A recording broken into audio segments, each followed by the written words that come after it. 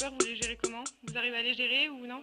Pas trop, je me dis qu'une fois que ce sera passé, je me dirai que finalement il n'y avait pas besoin d'avoir peur. D'accord, très bien. Il y avait un petit dicton. Ah, attendez, faut pas que je le. C'est pas parce que. Attendez. C'est pas parce que c'est difficile qu'on n'ose pas, c'est parce qu'on n'ose pas que c'est difficile. Très intéressant. Et après, voilà. Comment les gérer? C'est par le travail, mais autrement c'est en optimisant, en prenant la vie comme elle vient, et voilà. Faut essayer de tout relativiser. Oui, tout objectiver. Avoir un aspect critique. Je vais voir mes parents. Il faut prier, il faut prier. D'accord, ok.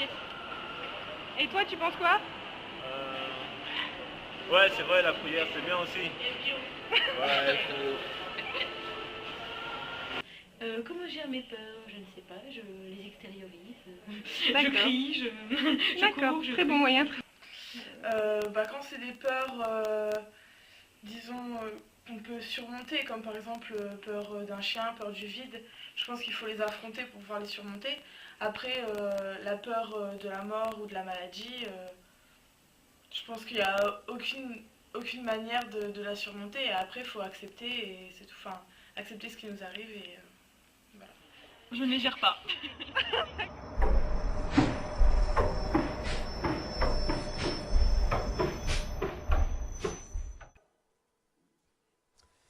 Très bien, bonsoir à tous. Nous allons tout d'abord écouter nos orateurs, donc successivement le docteur Servant, ensuite Monsieur Brown et ensuite Monsieur Tourné.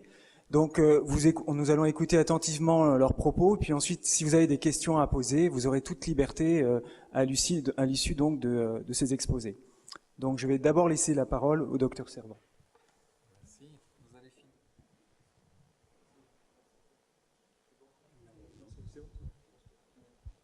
C'est bon, oui.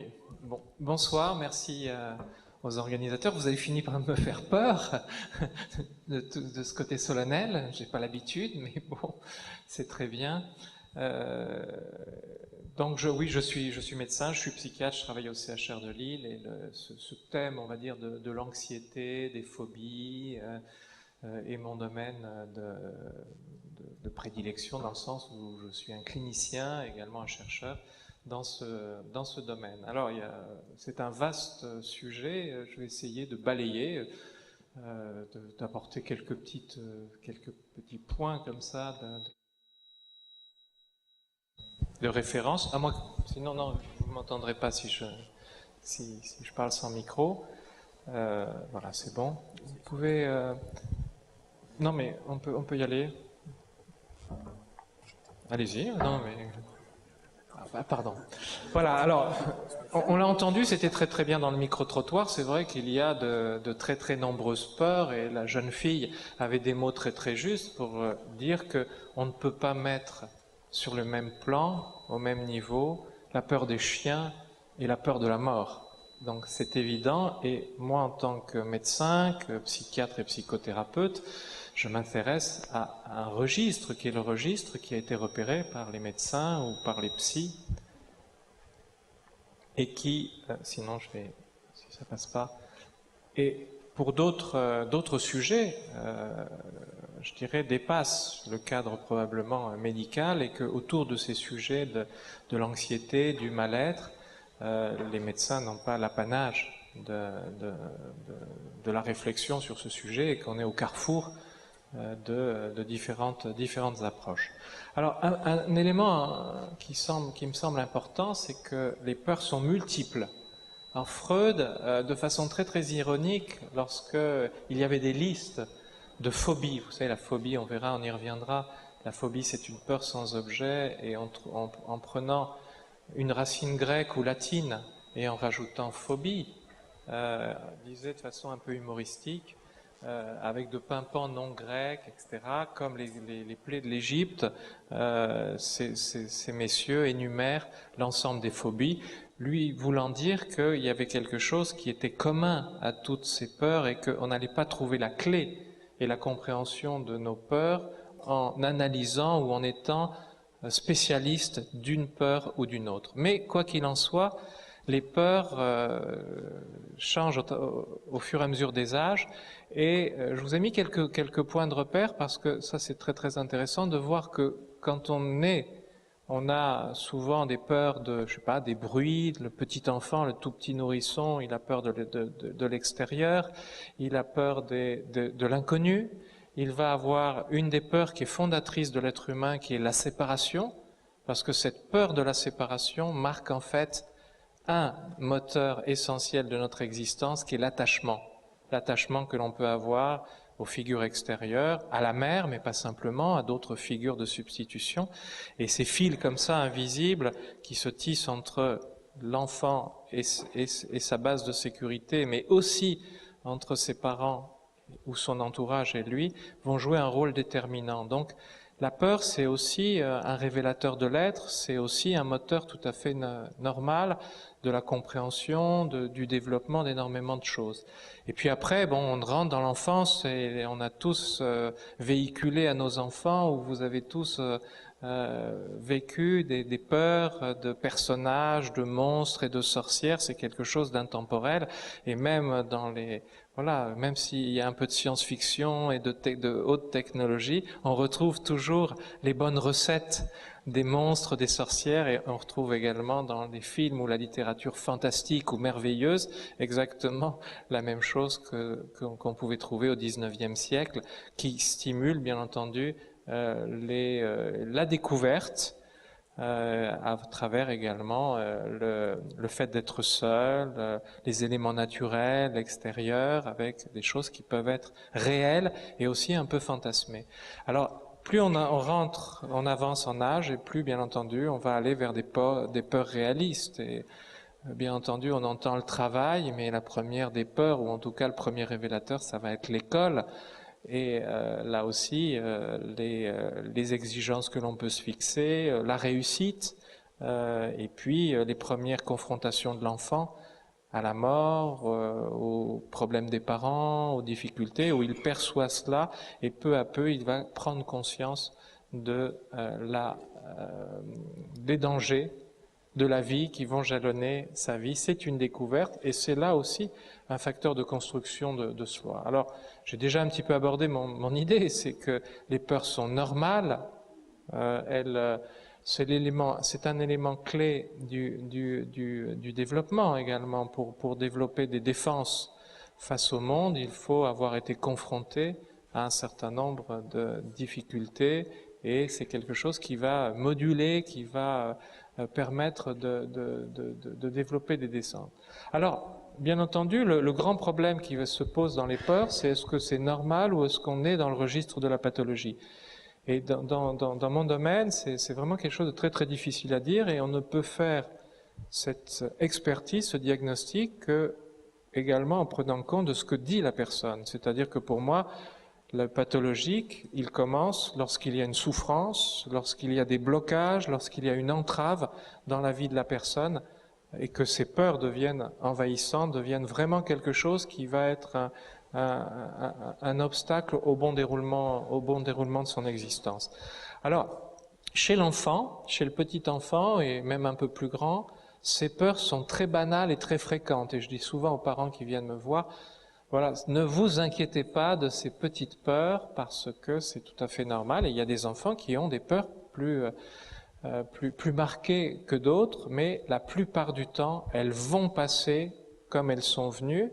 Elles sont aussi un révélateur de la personnalité et du caractère, et certaines personnes vont être des adultes plus anxieux et plus stressés que d'autres, et ça, on ne peut rien y faire. Désolé de vous décevoir. Bon, je vais rester, je ne vais pas partir, mais on peut quand même gérer ces peurs.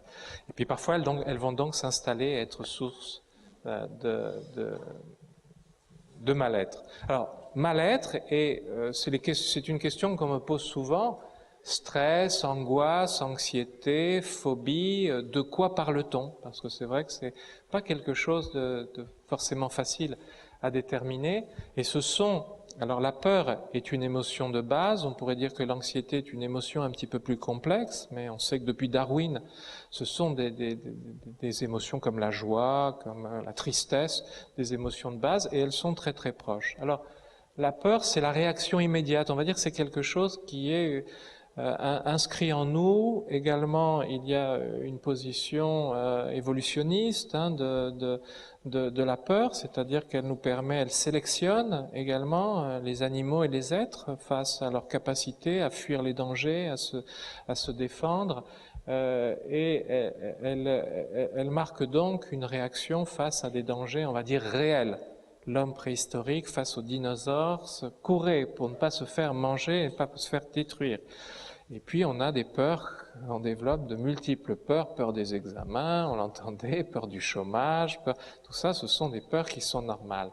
Alors l'anxiété, c'est exactement la même chose que la peur, sauf que l'objet, qu'il n'y a pas un objet bien clairement défini.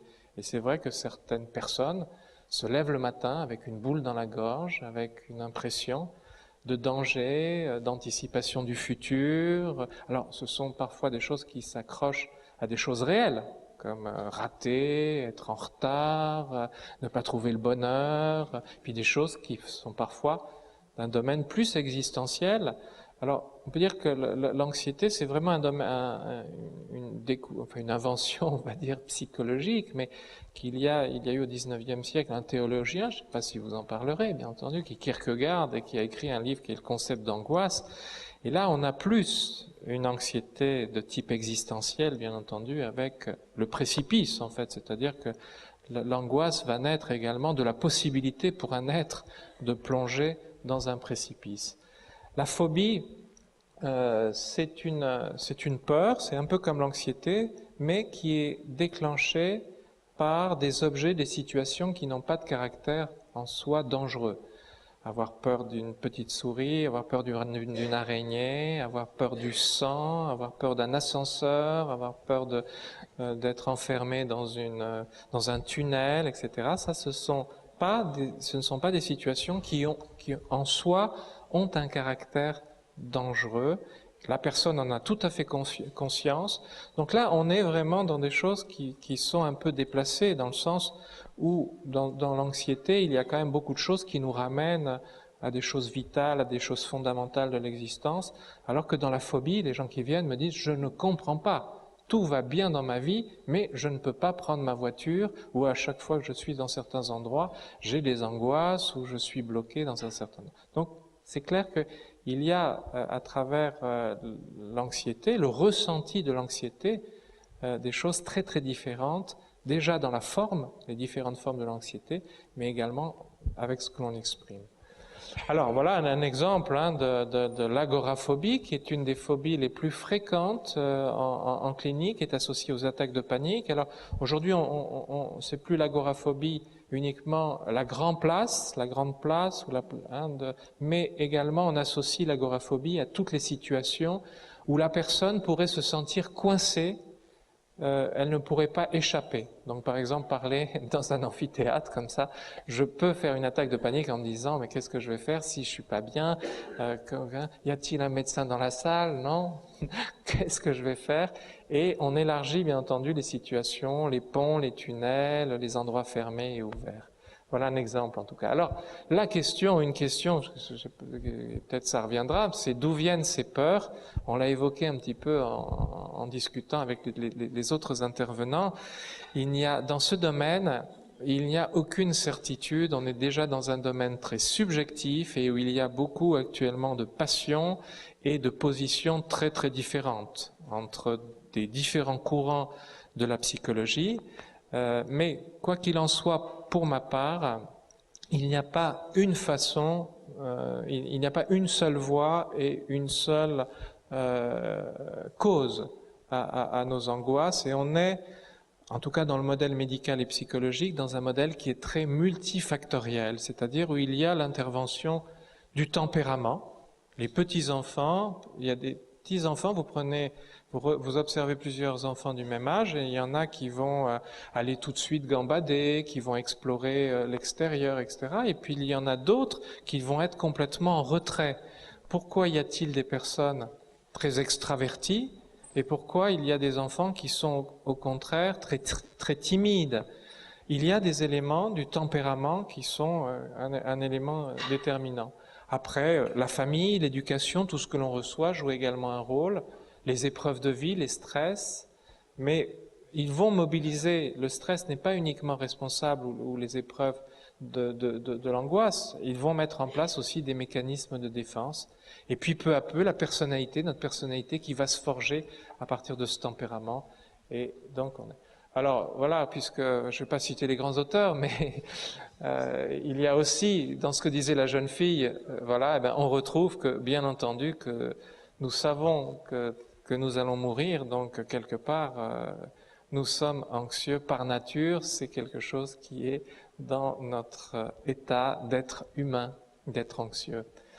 Alors, bien entendu, on m'a demandé d'intervenir, non pas uniquement, je pourrais continuer, parce que là, il y a énormément de choses à dire sur les modèles, sur les différentes approches de l'anxiété, des peurs et des phobies, mais c'est vrai que aujourd'hui, il y a une demande qui est quand même assez forte de toutes ces personnes qui souffrent et elles demandent d'être soulagées de leurs difficultés, de leurs peurs et de leurs angoisses. Alors, comment mieux gérer ces peurs? Quelques pistes peut-être, c'est-à-dire qu'on peut aborder différents domaines. Il y a des domaines qui vont être de l'ordre de la réflexion, de la pensée, du ressenti, où l'anxiété c'est avant tout un élément qu'on appelle cognitif, dans le sens où c'est pas simplement des signes physiques, c'est une perception, c'est une vision, et on va demander bien souvent aux personnes ce qu'elles se sont dit, comment elles ont interprété les choses,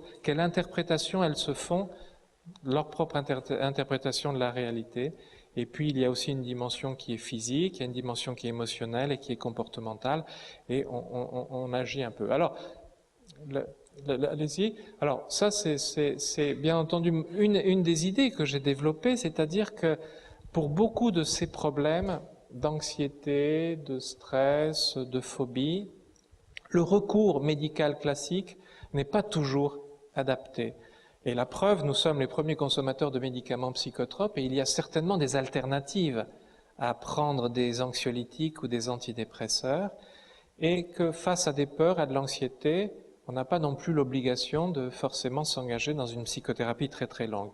Donc j'ai pris la phrase de Stefan Zweig et pour écrire ce bouquin et pour dire qu'on peut agir par soi-même, et c'est beaucoup de personnes qui viennent me voir, je leur dis, vous êtes au centre de votre projet, c'est vous qui allez avancer, et moi je ne suis qu'un miroir un peu de vous-même, un guide, et pour vous aider, et pour trouver peut-être des choses, des idées que vous n'avez pas encore perçues, mais c'est vous qui allez bouger, et sans vous, on ne peut rien faire. Et ça, c'est bien entendu quelque chose qui a beaucoup évolué par rapport au 19e siècle, où on ne connaissait pas la psychologie, lors de la naissance de la psychanalyse, et aujourd'hui, où la psychologie est vraiment rentrée dans notre culture. C'est un élément important qui devrait être enseigné au lycée, à mon avis, et peut-être, alors je vais peut-être pas me faire que des amis, mais je pense que cette épreuve de philosophie, beaucoup d'entre vous ont dû passer,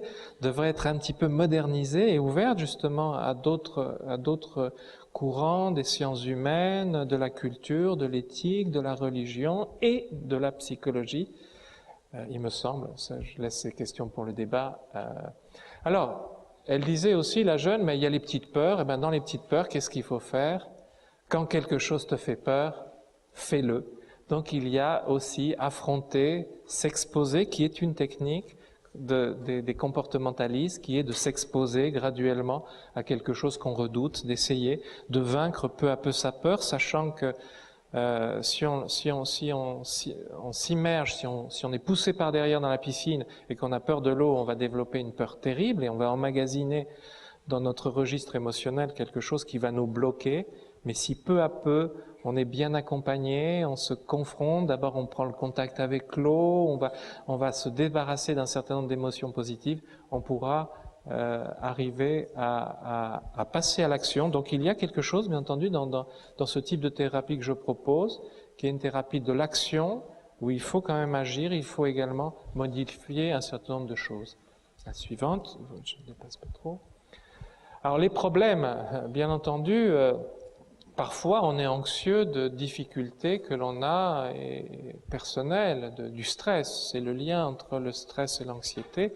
C'est que parfois, cette anxiété, elle trouve corps dans des difficultés que l'on a de sa vie, de sa famille, le domaine de la santé, le travail. Aujourd'hui, c'est quand même étonnant de voir comment le travail est pourvoyeur d'angoisse, de mal-être, d'inquiétude et, je dirais, d'insatisfaction et de manque de reconnaissance.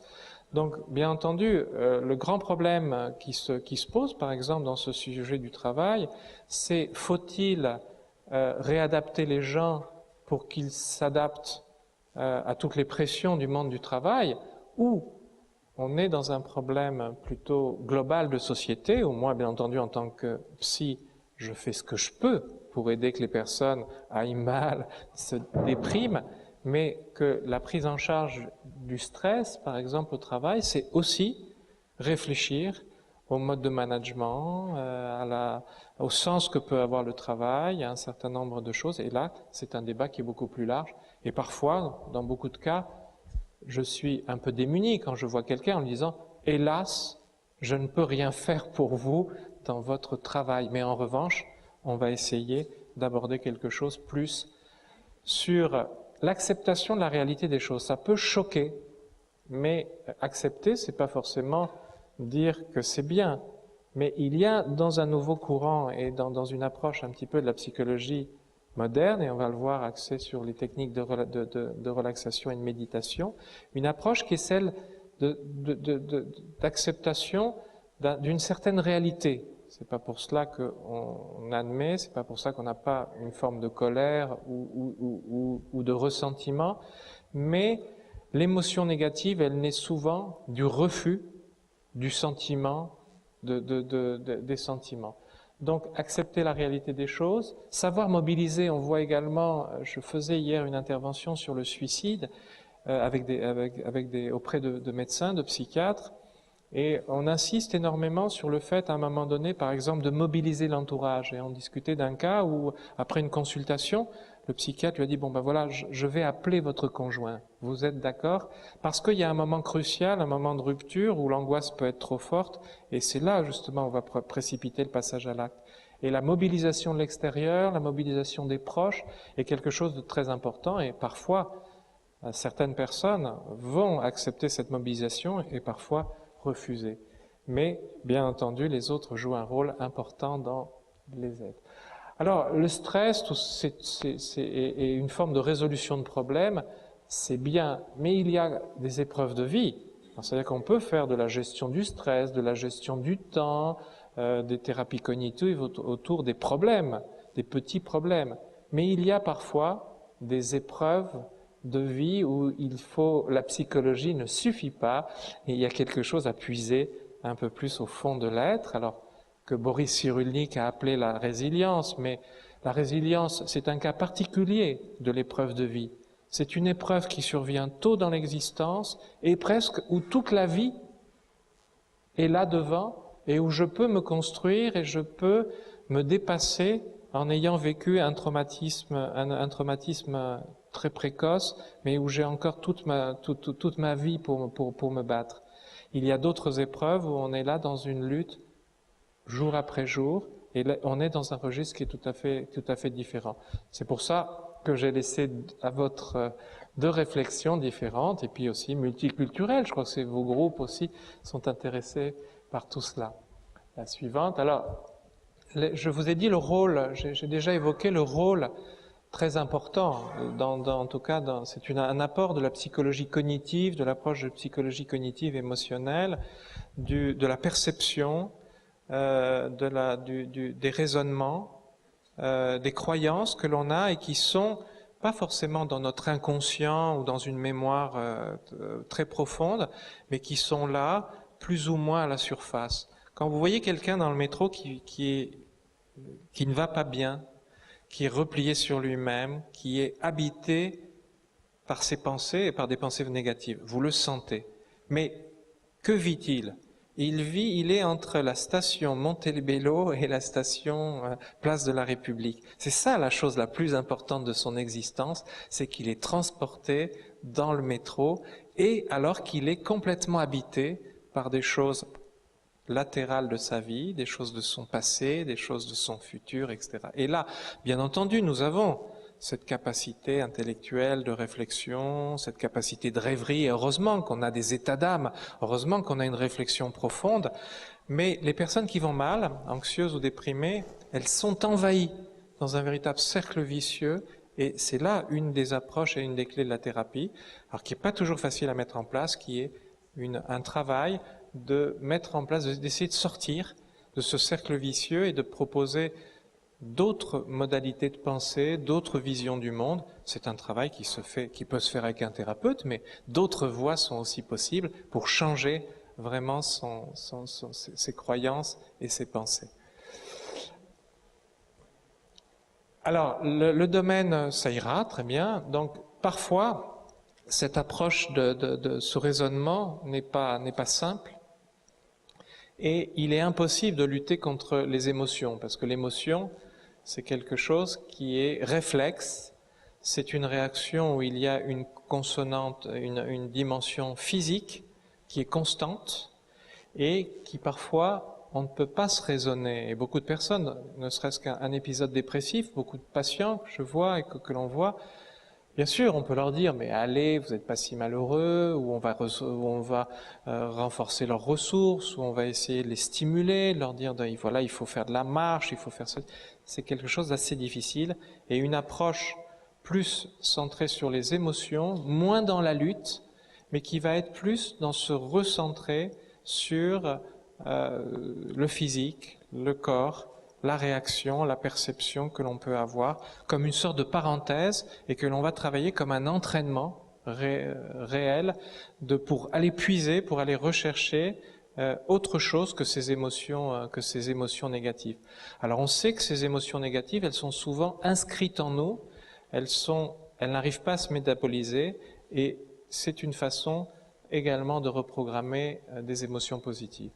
Alors c'est un petit peu, je vais terminer par des pratiques, alors qu'on a remis, que moi je me suis réintéressé à quelque chose de très très ancien, puisque les techniques de relaxation et de méditation, elles datent les premières techniques, c'est le zen, c'est le yoga, c'est des techniques qui sont très très anciennes, qui ont une connotation là aussi philosophique, culturelle et religieuse, mais on a revisité un petit peu ces différentes méthodes à travers des techniques que l'on peut apprendre beaucoup plus facilement, qui sont concrètes à travers des exercices très très courts de 5-10 minutes et à travers ces différentes approches. Le travail sur le souffle, bien entendu, c'est quelque chose de très très important.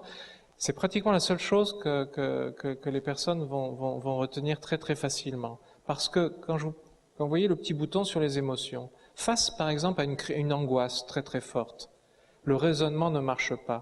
La seule chose qui peut marcher, c'est de se recentrer sur sa respiration qui va conditionner, de se mettre dans un état où on va maîtriser son comportement, où on va être là dans un état comme quand on est, si vous faites de la voile, et puis il y a un peu de la houle, il y a du mauvais temps, que faites-vous? Vous essayez plutôt d'épouser le vent et d'aller plutôt que de vous braquer. Et bien c'est un petit peu ça, un moment passager de son existence difficile, et c'est un ancrage très très important qui est celui de la respiration.